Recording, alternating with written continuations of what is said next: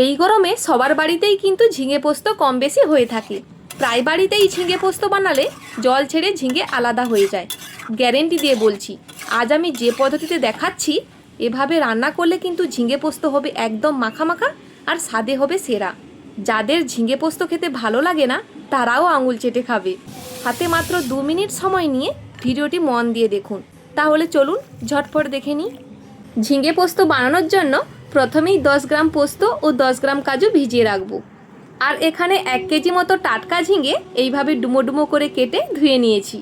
আলুগুলোও 4টি মাঝারি সাইজের নিয়ে তার থেকে ছোটো ছোটো করে কেটে নিয়েছি। তারপর একটি কড়াইতে কিছুটা তেল দিয়ে একটি গোটা তেজপাতা ও গোটা শুকনো লঙ্কা আর অল্প কালো জিরে দিয়ে দেব। এর থেকে সুন্দর একটা গন্ধ বেরোলে কেটে রাখা আলুগুলো দিয়ে মিডিয়াম আঁচে আলুগুলো গোল্ডেন করে ভেজে নিচ্ছি। নমস্কার বন্ধুরা, আমি মন্টু। আপনারা দেখছেন মন্টুর রান্নাঘর। দেখুন আলুগুলো ভাজতে ভাজতে কি সুন্দর একটা গোল্ডেন কালার চলে এসছে আর আলুগুলো 60% মতো সেদ্ধ হয়ে গেছে। এই পর্যায়ে আগে থেকে কেটে রাখা ঝিঙে আলু দিয়ে দিচ্ছি। এইবার খুব হালকা হাতে সব কিছু একসাথে মিশিয়ে নিচ্ছি।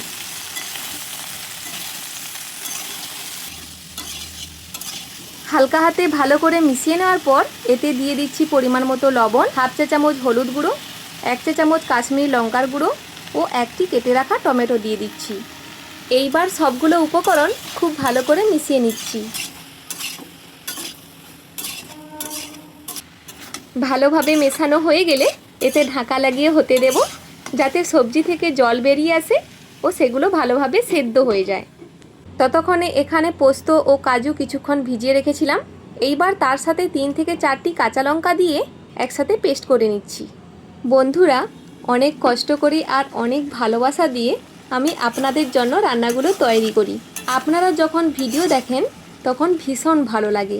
আপনাদের যদি মনে হয় আমার রান্নার পদ্ধতিগুলো আপনাদের কাজে আসছে তাহলে প্লিজ চ্যানেলটিকে সাবস্ক্রাইব করে দেবেন।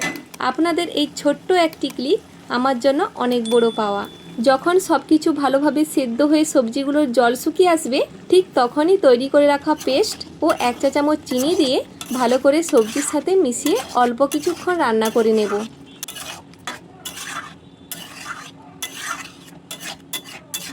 এর কালারটা একবার দেখুন, দেখলেই জিভে জল চলে আসবে। পুরো মাখো মাখো হয়েছে। যারা নিরামিষ খেতে ভালোবাসেন তাদের কথা তো বলবো না, আর যারা আমিষ প্রিয় তাদেরও এই ঝিঙে পোস্ত প্রিয় হয়ে যাবে। তাহলে আমার এই ঝিঙে পোস্ত একদম রেডি। সবার শেষে আমি দিয়ে দেব 1 চা চামচ ঘি, 2টো কাঁচা লঙ্কা দিয়ে মিশিয়ে নিচ্ছি। গরম ভাতের সাথে যদি এই 1 চা চামচ ঝিঙে পোস্ত থাকে তাহলে তো আর কিছুই লাগবে না। বন্ধুরা, আমার এই ভিডিওটি আপনাদের কেমন লাগলো কমেন্টে অবশ্যই জানাবেন। আমি আসছি আবার পরের ভিডিও নিয়ে। ভালো থাকুন, সুস্থ থাকুন। ধন্যবাদ।